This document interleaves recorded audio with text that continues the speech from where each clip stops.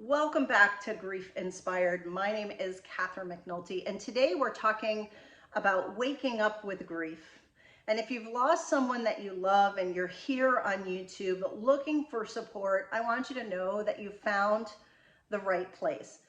My job is to help you find your path to happiness after loss. And if you're wondering if it's possible, yes, it absolutely is. So today we're going to talk about what you can do to help support yourself when you wake up each and every morning with grief. So stay tuned.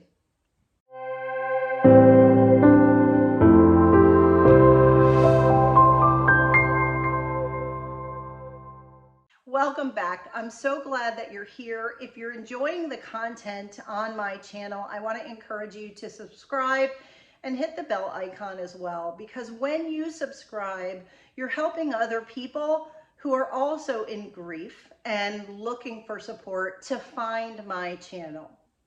So when we talk about waking up with grief, what we want to do today is talk about how you can develop a plan to give you the care that you need. And we call this self-care. It's a self-care plan and a routine that you can use every morning to help you when you wake up with grief. Now, when we talk about waking up with grief, you probably know what I'm talking about, but it's that moment in the morning when you wake up and there's for a split second, everything seems to be right in the world.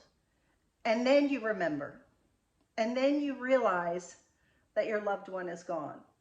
Maybe it's your spouse, maybe it's your child, maybe it's a parent or a grandparent, maybe it's a dear friend. But when you remember that they are gone, you get that sinking feeling. And to be honest, you wish you could just stay asleep. You don't actually want to wake up. So what can you do? How can you support yourself through this? And what are some steps that you can take? Well, what I want to give you today are some options. I want to give you some options that's going to vary based on your personality type. And I want to encourage you to try some of them on, see how they work, see if they make you feel lighter, see if they help. If they help, then what I want you to do is put a plan in place to make sure you're doing them more often than you don't. So here are some examples. You all know about my grief journal, finding hope, love, and grace in grief. Journaling can be a great thing that you can do first thing in the morning to get started. You can journal in your bed if you need to, or you can get up. Now, some people find that getting up first thing and not staying in bed is super helpful. So if you know about the 5-second rule that's written by Mel Robbins, what she did was she used this 5-second rule to help launch her out of bed when she didn't want to get out of bed. Now, the 5-second rule is basically just telling yourself 5, 4, 3, 2, 1, and then launching yourself out of bed. Your brain is designed to do something at the end of that countdown. And so if you just tell yourself 5, 4, 3, 2, 1, and then you immediately get out of bed. First, that'll get you out of bed. That can be super, super helpful. So I want to encourage you to try that. There are lots of other things that you can do once you're out of bed to build a morning routine. And when we talk about a routine, it's something that you're putting together that you do every single day to support you, so that you don't have to sit in bed or lie in bed and question whether or not you should get up. You absolutely are going to get up, and you're going to set yourself onto a path that's very consistent and routine that's going to help you start your day in a positive way. Let's face it, if you start your day depressed, the rest of your day is going to be depressed. If you start your day feeling a little bit lighter, then the likelihood that the rest of your day is going to go okay is better too. So that's what we're trying to set you up here with, is some tools, some things to try. There are a lot of people who say immediately if they get out of bed and exercise, it can help. So this could be getting out of the bed and literally dropping to your floor and doing some push-ups or some sit-ups. It could be getting out of bed and doing 25 jumping jacks. It could be getting out of bed and going for a walk in the morning, or maybe even a run. It could be getting yourself out of bed and just going and sitting outside, maybe on a porch with a cup of coffee, or getting out onto the ground somewhere to be in nature, putting your feet on the ground, even barefoot without shoes on, if you can do that where you live. It's very grounding. But the idea is to do the same thing every day to build yourself into a routine. Maybe it's getting up and taking a shower. Maybe it's meditation. Maybe it's reading the newspaper or reading a book that's positive, reading a book to learn more about your grief, reading a novel, something that you enjoy, whether it's fiction or not. Really just depends on the type of person you are. So if you tend to be more analytical, my advice, and if you're one of the people who's really in their head, my advice would be to do something physical. Find a way to do some sort of exercise immediately. And again, it doesn't need to be anything major. Just do something. If you tend to be more physical and you really need to spend some time, maybe journaling could help, or reading would help. So these are all things that you can try.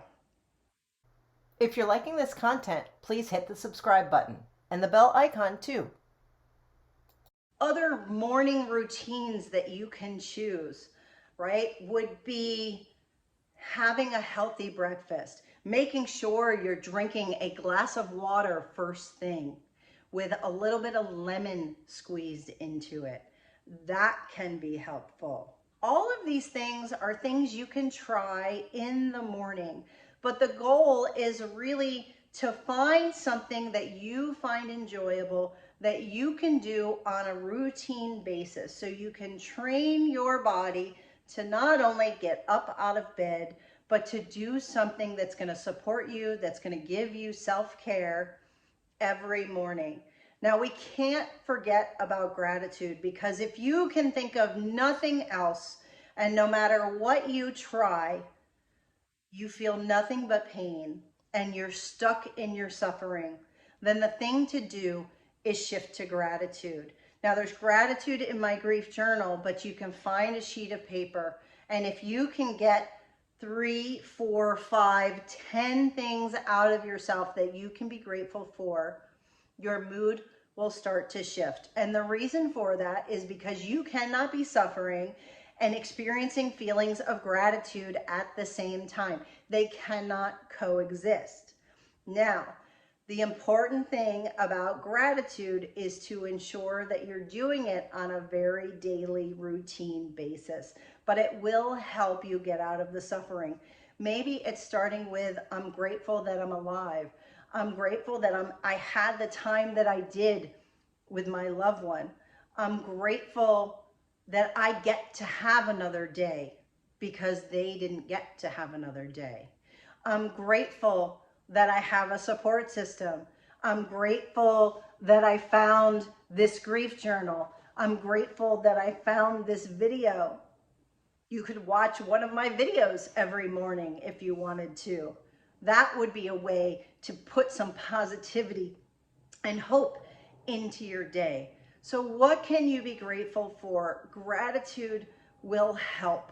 And if you're struggling with gratitude, I want to encourage you to reach out to me. Maybe we need to do it together to get you started on the journey of gratitude. I would be more than happy to help. Maybe it's sending me an email, because that's something positive that you need to do for yourself. Maybe it's asking for support. All of these different things are positive things that you can do in the morning and get you to a place where you can wake up with a morning routine instead of just waking up with grief.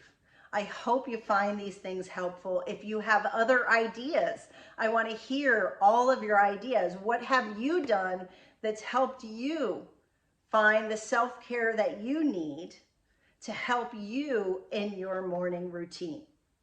My name is Catherine McNulty. Send me an email at GriefInspired@gmail.com if you want to talk more. I would love to hear from you and figure out what your path to happiness is. It is possible. Together we can do it.